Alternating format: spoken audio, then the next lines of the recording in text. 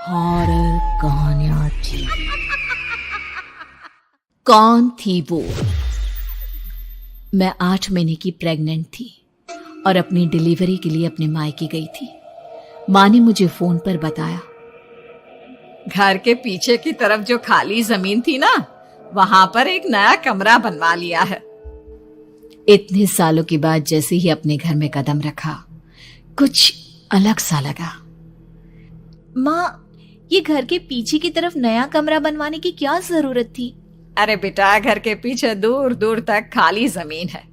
तेरे पापा को कई दिनों से लग रहा था कि यहाँ पर एक कमरा बनवा लेंगे तो ताजा हवा मिल जाया करेगी। अब तो ये सब छोड़ और चल जल्दी से दूध पी ले। माँ, मैं थोड़ी देर में पी लूंगी, आप सो जाओ। मैंने दूध का गिलास उठाकर उस खिड़की में रख दिया। पता नहीं कब आंख लग गई।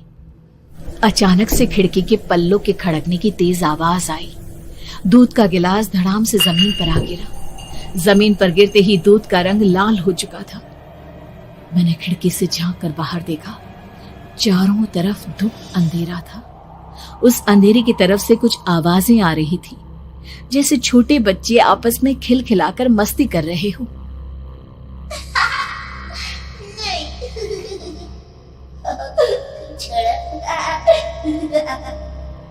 इतनी रात को इतने घनघोर अंधेरे में बच्चों की आवाज कैसे आ रही है? घड़ी में वक्त देखा तो ठीक 12 बजे थे। देखकर मैं सन्न रह गई। बुरी आत्माओं और भूतों की कई कहानियां मैं सुन चुकी थी। वक्त भी कुछ ऐसा ही था। ऊपर से मैं प्रेग्नेंट। सुना था कि ऐसे वक्त में अक्सर बुरी आत्माएं औरतों का पीछा करती है, तो क्या मेरे पीछे भी? पसीने से तरबतर बड़ी मुश्किल से, जैसे कांपते हाथों से मैंने उस खिड़की को बंद किया। जल्दी से जल्दी उस कमरे से बाहर निकलकर माँ के पास जाने के बारे में सोचा, लेकिन जैसे ही दरवाजे की तरफ पलटी, लगा कोई साया हवा की स्पीड से दरवाजे के सामने से गुजर गया। मेरे गले में अटक कर रह गई। मैं जोर से चीख कर माँ को बुलाना चाहती थी, लेकिन वो आवाज खुद मेरे कानों तक नहीं पहुंच पा रही थी। तो माँ तक कैसे पहुंचती?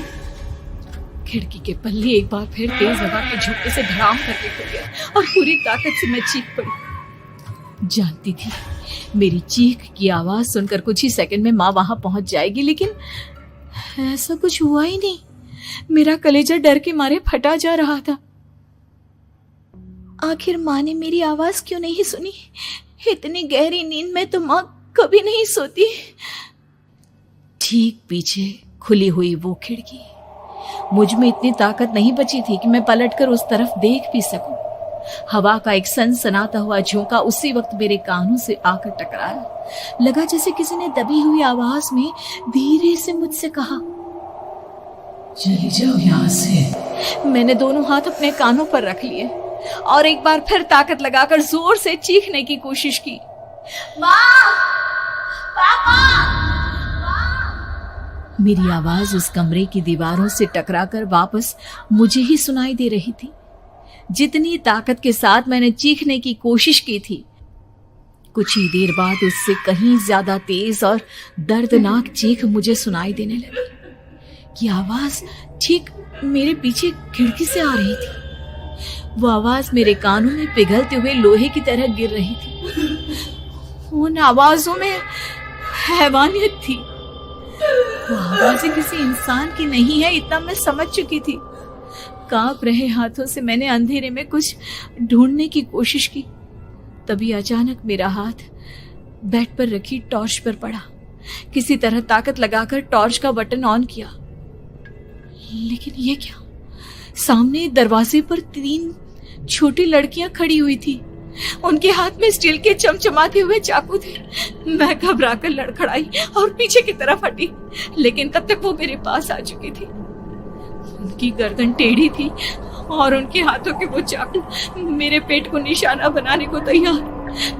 मैं जोर से चीखी, नहीं, छोड़ दो मेरे बच्चे को, मत मारो, मत मारो, छोड़ दो मेरे बच्चे को। सोनाली, क्या हुआ बेटा? तू इतनी डरी हुई क्यों है?